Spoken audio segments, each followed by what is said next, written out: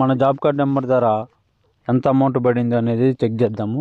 Job card సంబంధించి అన్ని details, payment ఎంత, ఏ వారానికి ఎంత పేమెంట్ అయింది అనేది అన్ని డీటెయిల్స్ చెక్ చేద్దాం. దానికి సంబంధించి లింక్ ఉంటుంది. ఆ లింక్ అనేది మీకు డిస్క్రిప్షన్లో ఇస్తాను.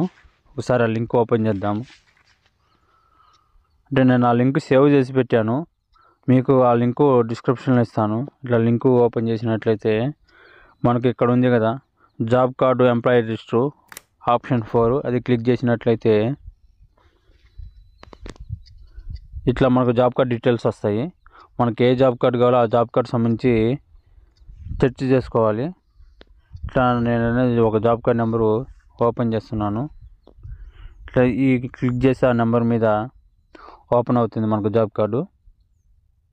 ఇట్లా జాబ్ కార్డు ఓపెన్ అయిన తర్వాత మనకు జాబ్ కార్డు సంబంధించి అన్ని డీటెయిల్స్ అనేవి ఇక్కడ రావడం జరుగుతుంది. Job card number, job holder నేము, ఎంతమంది నెంబర్స్ ఉన్నారు, దానికి సంబంధించిన డీటెయిల్స్ ఇక్కడ కిందికి వెళ్ళినట్లయితే మనకు పేమెంట్ డీటెయిల్స్ అనేవి రావడం జరిగింది. చూసారా, ఇక్కడ డేటు, ఎన్ని రోజులు, వర్క్ నేము, అమౌంట్ ఎంత, ఇట్లా పేమెంట్ డీటెయిల్స్ అనేవి మనకి ఇట్లా జాబ్ కార్డు మీద రావడం జరుగుతుంది. మనం ఈ పేమెంట్ ఎంత అనేది చెక్ చేసుకోవచ్చు. ఈ విధంగా మనం జాబ్ కార్డు సంబంధించి డీటెయిల్స్ అనేవి చెక్ చేసుకోవచ్చు. ఇట్లా ప్రతిదీ మనకు వస్తుంది. ఇక్కడ మీకు ఒకసారి చూపిస్తాను. చూసారా, నేమ్ ఆఫ్ ద అప్లికెంట్, ఇది జాబ్ కోడ్, వర్క్ నేము,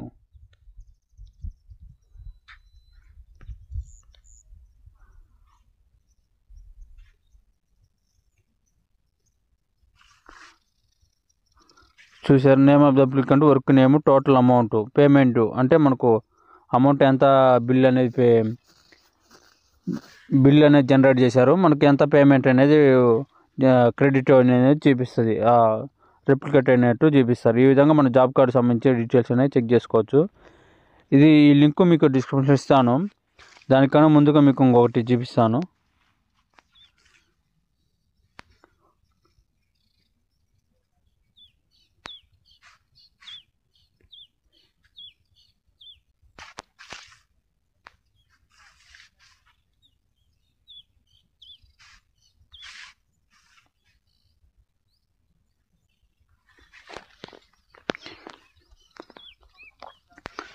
మనకి ఇలా ఓపెన్ అవుతుంది.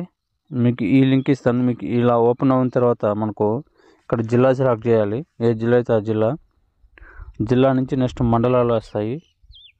మండలం సెలెక్ట్ చేయాలి. మండలం నుంచి పంచాయతీ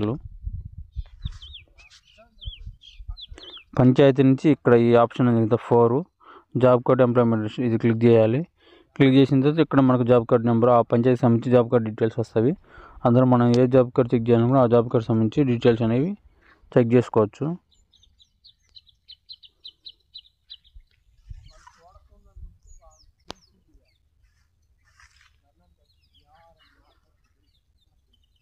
ఈ విధంగా ఓపెన్ అవుతాయి. ఈ విధంగా మనం చెక్ చేసుకోవచ్చు.